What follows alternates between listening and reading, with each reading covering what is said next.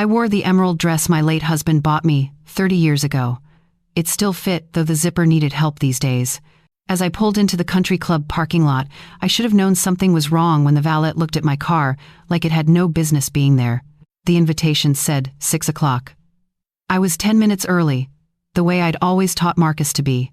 That boy used to arrive at my house every afternoon at 3:15 sharp when he was 7 years old, backpack dragging on the ground, asking what we were making for dinner.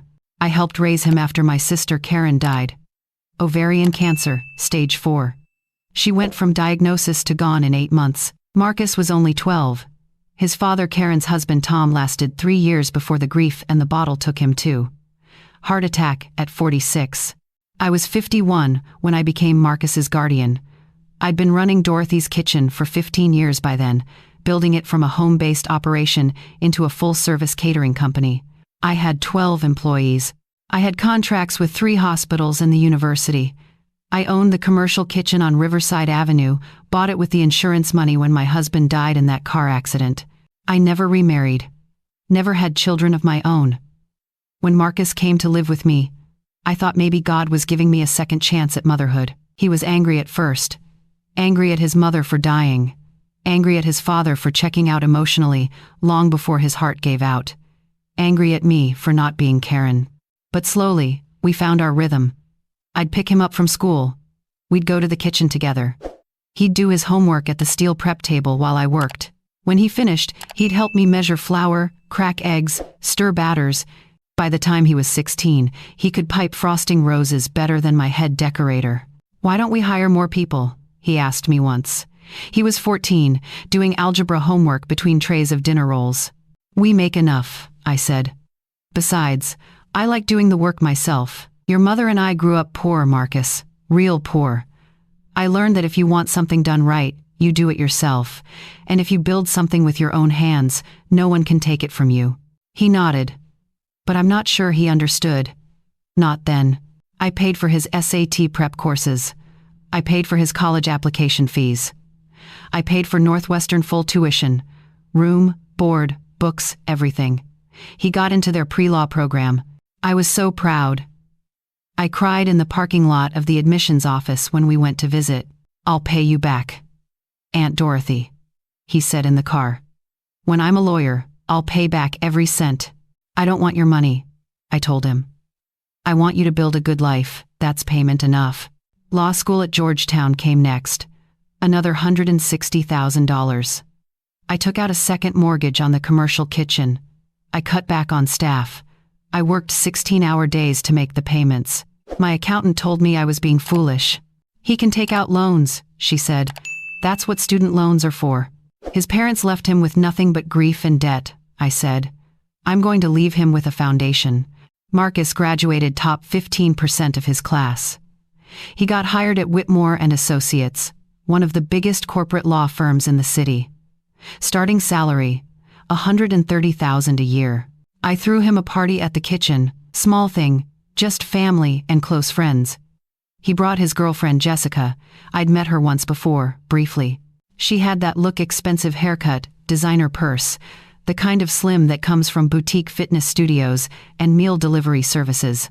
"This is lovely, Dorothy," Jessica said, looking around the kitchen with a smile that didn't reach her eyes. "How quaint." Quaint. That word stuck with me. Over the next 3 years, I saw Marcus maybe 4 times a year. Always busy with work, always traveling for cases, always sorry he couldn't make it to Sunday dinner. Then came the engagement. He called me on a Tuesday evening. I was elbow deep in bread dough. "Aunt Dorothy, I have news. Jessica and I are engaged. We're having an engagement party next Saturday at the Hillcrest Country Club. You'll come, right?" "Of course I'll come." "Marcus, this is wonderful. I'm so happy for you." "Great. It's at 6. Cocktail attire. Should I cater it?" "I'd love to." No, they have their own catering service at the club. Just come as a guest. Relax for once." I bought a new pair of shoes to go with the emerald dress. I had my hair done at the salon. I wanted to look nice for my nephew's big night. The country club was all white columns and manicured lawns. Inside, the ballroom glittered with crystal chandeliers. There were maybe 150 people there. I recognized Marcus's colleagues from the law firm. I recognized Jessica's parents from the photos Marcus had shown me. I didn't recognize anyone else. I found Marcus near the bar, laughing with a group of men in expensive suits. "Marcus, honey, congratulations." I hugged him. He hugged me back, but it was brief. Stiff. "Aunt Dorothy, you made it. Let me introduce you to some people. This is Brad Peterson, senior partner at the firm." "Brad, this is my Aunt Dorothy.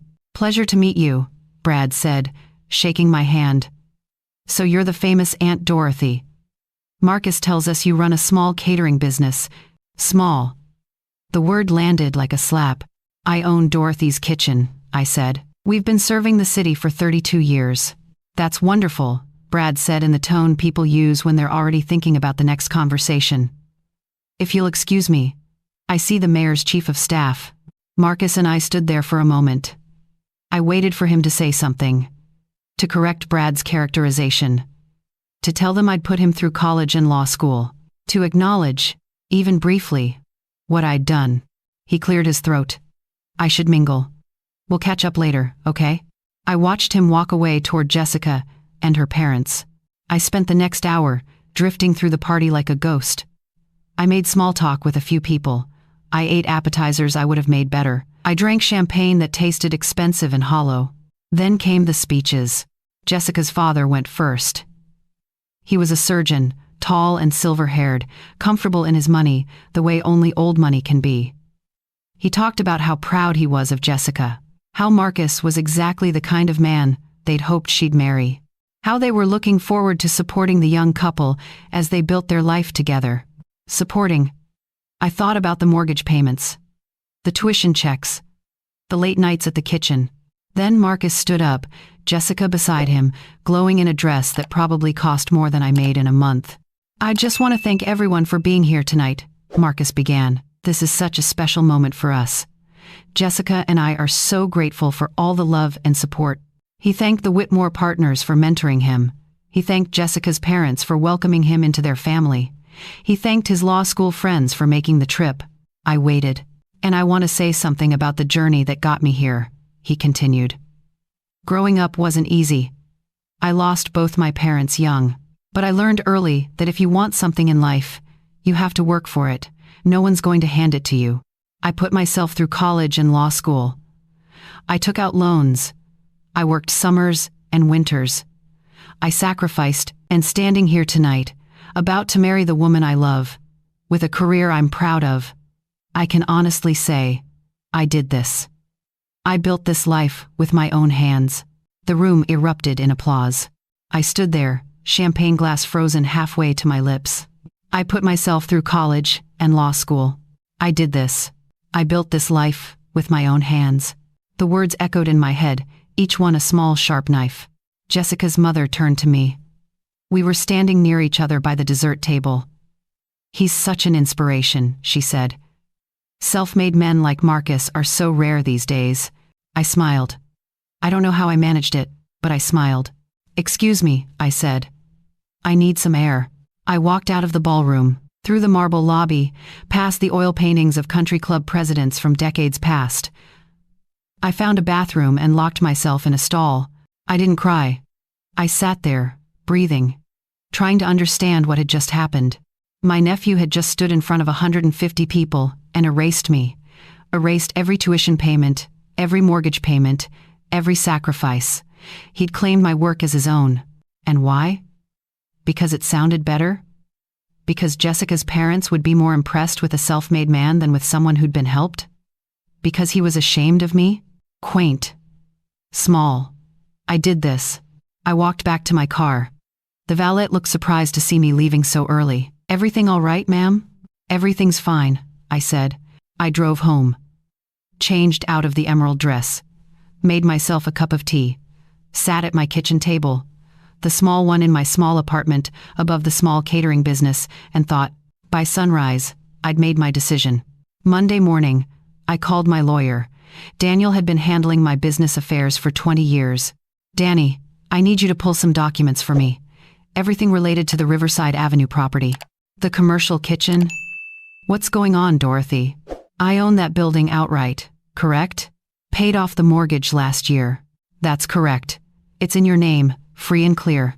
And the office complex next door. I bought that 3 years ago as an investment property. Yes, you collect rent from 4 different businesses. It's been a good investment. One of those businesses is Whitmore and Associates, Marcus's law firm. There was a pause. That's right. They lease the entire 3rd floor. 2-year lease, 1 year remaining. I want you to review that lease. Find out what the terms are for early termination. Dorothy, what are you planning? I'm planning to make a business decision. The lease had a standard clause. If the landlord chose not to renew, she needed to provide 90 days notice. If the landlord needed the space for her own business operations, she could terminate with 60 days notice and pay a penalty equal to 3 months' rent. I could afford 3 months' rent. Tuesday, I called the building manager. I told her I was planning to expand Dorothy's kitchen. I'd need the 3rd floor for a new event space. Give Whitmore and Associates 60 days to vacate. She hesitated. Dorothy, that's your nephew's firm. I'm aware. He's going to be upset. That's between him and me. Next, I called my accountant. The woman who'd warned me about the student loans. Remember that scholarship fund we talked about setting up? I said, the one for kids from low-income families who want to go to culinary school. The one you said you couldn't afford? I can afford it now. I want to set it up in my sister Karen's name. The Karen Henderson Memorial Scholarship. Full tuition for 2 students every year. Dorothy, that's going to cost you $60,000 a year at minimum. I know. Draw up the papers. Last thing. I called my lawyer again. Danny, I want to update my will. Everything goes to the scholarship fund when I die. The business, the properties, everything. Set it up so it's ironclad. What about Marcus? Marcus gets nothing. Dorothy, he told a room full of people he did it all himself. He told them he built his life with his own hands. Well, then he won't need my money when I'm gone. He's self-made, remember? I sent the legal notices on Wednesday. Whitmore and Associates received their termination letter. Marcus received a certified copy of my updated will, along with a brief note. Dear Marcus, per your speech at your engagement party, you built your life with your own hands. I'm sure you'll continue to do so. I'm redirecting my resources to help others who might need a hand up. Best wishes, Aunt Dorothy. The phone calls started Thursday morning. First call, Sao. 4:10 a.m. I was making coffee. I saw his name on the screen and didn't answer. Second call, 7:15 am. Then 7:33, then Tam. Hi. By noon, I had 32 missed calls from Marcus. I didn't listen to the voicemails. I knew what they'd say. Apologies, explanations, promises. Friday morning, he showed up at the kitchen. I was training a new assistant on my Danish pastry recipe when he walked in. Aunt Dorothy, we need to talk. I'm working, Marcus. You can't kick my firm out of that building. Do you have any idea how much it's going to cost to relocate? The partners are furious. I continued measuring butter. You're a lawyer. I'm sure you understand lease agreements. This isn't about a lease. This is about you being petty because your feelings got hurt. I set down the measuring cup. Turned to face him. My feelings got hurt. Marcus, I spent $240,000 on your education. I mortgaged my business. I worked 16-hour days. And you stood in front of everyone who matters to you and said you did it alone. I didn't mean. You said you put yourself through college and law school. You said you worked summers and winters. Marcus, you spent the summer after your sophomore year in Europe. I paid for that trip. Aunt Dorothy, I'm sorry. I should have mentioned you in the speech. Jessica's parents. They're very traditional, and I didn't want them to think I couldn't take care of their daughter. So you lied. I didn't lie. I simplified the story. You erased me. I'm sorry. What do you want me to do? I'll tell everyone. I'll take out an ad in the paper. I don't want your apologies, Marcus. I want you to understand something. When I helped you, I didn't do it so you'd owe me. I did it because you were my sister's son, and I loved you. But I also didn't do it so you could pretend it never happened. I'll fix this. Just don't kick the firm out. The partners are already talking about me being a liability. You're 28 years old. You make $130,000 a year. I'm sure you'll figure it out. You're self-made, after all." He stared at me. "You're really going to do this?" "I really am." "Over a speech? Over the fact that you were ashamed of me? Ashamed of my small catering business, my quaint commercial kitchen? The aunt who raised you and paid for everything and apparently wasn't impressive enough to mention.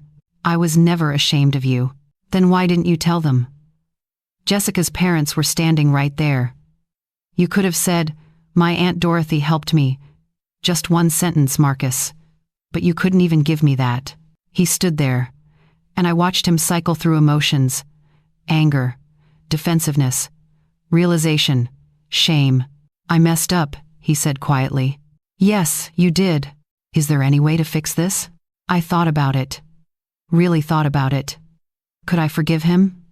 Eventually, maybe. Could I forget? Never. Could I trust him again? That was the real question. "I don't know," I said honestly. "Right now, I need you to leave. I have work to do." He left. The phone calls continued. Marcus called 17 more times over the weekend. Then Jessica started calling. Then Jessica's mother called, which was almost funny. She left a voicemail, saying that I was being unreasonable and vindictive, and that family should support each other. I wanted to call her back and ask where that philosophy was when her future son-in-law was claiming to be self-made. I didn't. I had pastries to make. Monday morning, Marcus showed up at my apartment. It was 6 a.m. I heard knocking and found him outside my door, still in his suit from the night before. "I drove around all night," he said. "I couldn't sleep. Aunt Dorothy, please, I'm begging you. Go home." "Marcus, I'll resign from the firm. I'll go work somewhere else. Just don't do this to them. They don't deserve it. This isn't about them. This is about you." "Then punish me. Cut me out of the will. Fine. But don't make my colleagues suffer because I'm an idiot." "Marcus, I'm not making anyone suffer. I'm running my business. I need that space. It's not personal." "It's absolutely personal." "Yes," I said. "Yes, it is. You made it personal when you stood up at that party and rewrote history. You made it personal when you were ashamed to acknowledge me. So, yes, this is personal. And no, I'm not changing my mind." He looked at me like I was a stranger. "I don't even know who you are right now." "Funny," I said. "I was thinking the same thing about you." The firm moved out in 60 days. I heard through the grapevine that Marcus took a lot of heat from the partners. I heard Jessica called off the engagement. I heard he moved to a smaller firm across town. I didn't hear it from him. He stopped calling after that morning at my apartment. The scholarship fund launched in the fall. 2 students. A 19-year-old single mother from the South Side who dreamed of opening a bakery, and a 22-year-old kid who'd aged out of foster care and wanted to learn pastry arts. I taught them myself. In my small, quaint commercial kitchen on Riverside Avenue, the 3rd floor became an event space, like I'd told the building manager. I hosted cooking classes up there, catering tastings, small private dinners. It's been 8 months. Marcus hasn't spoken to me. Karen's scholarship students are thriving. The business is doing well. I'm sleeping fine at night. Sometimes I wonder if I went too far, if I let pride get in the way of forgiveness. Then I remember standing in that ballroom, listening to him claim my sacrifices as his own achievements, and I think no, I didn't go too far. I just finally went far enough. I still have the emerald dress. I haven't worn it since that night. I probably never will, but I keep it in my closet, a reminder. A reminder that love isn't the same as obligation, that generosity isn't the same as erasure, that you can spend decades building someone up, only to have them pretend you were never there. And a reminder that sometimes, walking away is the kindest thing you can do for them and for yourself. Last week, I got a letter. Handwritten, Marcus's familiar scrawl. "Dear Aunt Dorothy, I don't expect you to forgive me. I don't know if I'd forgive me. But I want you to know that I understand now what I did. Jessica's parents helped us anyway, even after she broke the engagement. Her father gave me a loan to cover the moving costs for the firm. He said I'd pay him back. I'm making payments every month. And every time I write that check, I think about you. About what you did for me. About what I threw away. I'm sorry. I don't know what else to say except I'm sorry. And I was wrong. And you deserved better. I hope someday you'll let me try to make this right. Love, Marcus. I keep the letter in my desk drawer. I haven't responded. I don't know if I will, but I keep it. Because maybe that's what healing looks like. Not forgiveness, not reconciliation, but the acknowledgement that what happened mattered. That the hurt was real. That I was right to walk away. My phone doesn't ring with 92 missed calls anymore. My nephew doesn't show up at my door at 6 a.m. Life is quieter now, and I'm learning that quiet isn't the same as empty. I have my students. I have my business. I have my sister's name on a scholarship that will help kids long after I'm gone. I built something that matters. I built it with my own hands, and no one can ever take that away from me.